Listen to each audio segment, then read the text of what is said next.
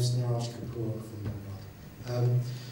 My question would be around capital allocation. And His Royal Highness spoke about both the natural capital and obviously financial capital, which is ultimately what all businesses are competing for.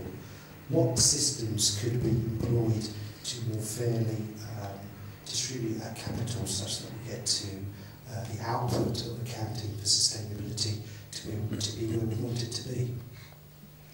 So a couple of that, I don't know who's keen to comment. Do you want some? Well, both fascinating. I'm going to take behind Deborah's question the horrible thought that this might just turn into another vast, heaving profit opportunity for the accounting companies. I can't believe that was the thrust of your question, but I believe some people have alluded to that possibility. I think this is definitely a place where the 80-20 rule needs to obtain.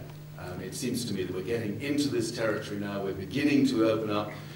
The low-hanging fruit are there around carbon. We might as well go with that to begin with, because we've already seen a price surface for carbon. It's not adequate, but it's beginning to crop up. People are using it in shadow pricing. We've now got a little carbon tax here in the UK. We've got the ETS. So we want to go with what we've got and get people familiar with this and comfortable with the idea that this is the kind of direction of travel that we're going to start to see cropping up more and more. And you did hear in the Chancellor's talk that he's going to mandate reporting now, not just around carbon, but against water and waste as well. And as soon as you start putting monetized values on that, as we know from the A4S initiative, then you begin to provide different kinds of data. Whether they'd be enough to address the issue about capital allocation, I think that's a really interesting and difficult question, and I'm less comfortable about that than I am about the incremental process of change going on here. We've seen in the last month the launch of Coal India, a massive new coal enterprise, which will probably become one of the biggest companies in India. $35 billion worth of new investment subscribed to by, I suspect, every single mainstream investor in this room and throughout the Western world. 512-page prospectus, not a single mention of climate change, let alone the future price of carbon. How can that possibly promote responsible capital allocation? Since every single one of those funds that have invested in that have done so on a bum steer. So, using that data and then mandating the use of the data in the way IPOs are brought to market, in the way in which companies are listed on markets, all that becomes a critical part of trying to get more long-term capital allocation to produce sustainable outcomes.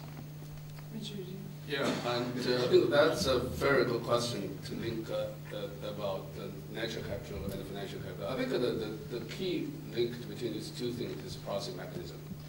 You have to set the proper pricing mechanism to price the resource and the consequence, for example, the pollution. So you have to put up like a total carbon tax type of things. And then you fully account into the cost and into the resource you use into the financial terms. Then you will be able to get the balance.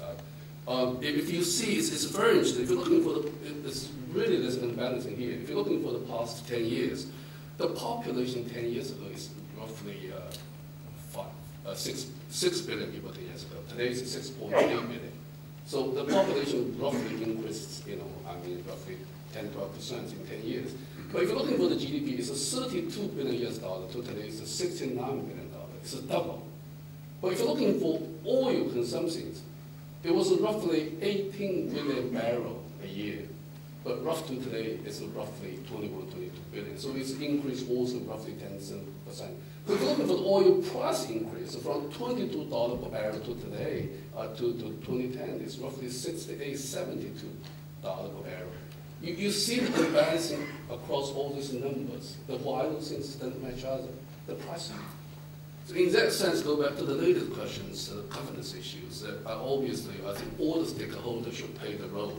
But government is obviously responsible for the institution of pricing framework for the whole thing, and the corporate sector, and also the NGO, all the factions, to educate people to follow up, to catch up the whole thing. I think this is very important. It's very clear to me, if you're looking for the future for the next 10 years, you will see GDP probably will double to 100 trillion. What will happen that time? what will happen at that time? The oil consumption and oil price. And the population also will increase as well, but more important. So it is really a big issue. To set incentive scheme right, and to set governance involving all the parties together, and as this project did, to set a leadership and education function as well.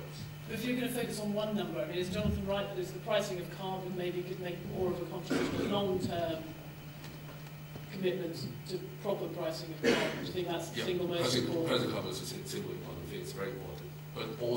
But the pricing carbon is that 5N for the emission parts. But you also have to charge the user fees at the beginning as well. So you put them together, you probably will get. But that requires, I mean, the Chancellor was talking about it, long-term thinking by governments. It's not very many members of the IMF who've really done that. Well, we're encouraging that. That's the reason we also very much strong support this program as well. So we understand the current system is not sustainable, and it's become very clear. So we encourage the long-term way of thinking and promote sustainability. We have to think about that way. The carbon taxation, obviously, the most important way, and open the carbon market, emission market, open the cap and trade in mechanisms, also another important things. But the proper measure, the nature capture is also important thing as well. So I mean, as you say, this number difference, you can tell, obviously, the resource is not proper measured, and particularly with the financial volatilities, and everything is exaggerated. I mean, I cannot believe it. Just give you another thing, the number. If you're looking for the currency market 10 years ago, trade is one day is 1.2 trillion. It's big. Today it's 4 trillion. But forecasting 10 years horizon will become 10 trillion. And what does that mean? That means so bunch of financial activities, financial flows all around the world. And if you don't have a proper pricing mechanism for the nature captures, you will see whole thing will messed up in a very short horizon. When the IMF tells you that, you know you have to worry. Justin, did you want just a final word? We can go into just a complexity point, I think, but also. Well, yeah, I'd pick up both if I may. I mean, I think inevitably we can make this much more complex than it needs to be to get started. And I think that is the temptation of most accountants, actually. And I think one has to start somewhere. And that's what we're trying to do.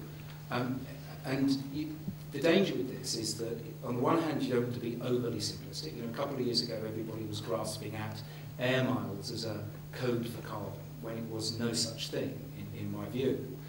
But if you go the other way and try and resolve the conundrum of where carbon is incurred and the interplay between water and carbon consumed as fuel overnight, you'll just vanish in complexity.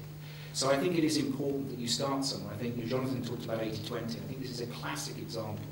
Get it as right as you can and start people using it. One of the beauties of this is that by taking this kind of reporting out of the corporate responsibility report, which is essentially a borderline PR report, into the main body of the accounts, the burden of proof is raised, the auditability requirement is higher.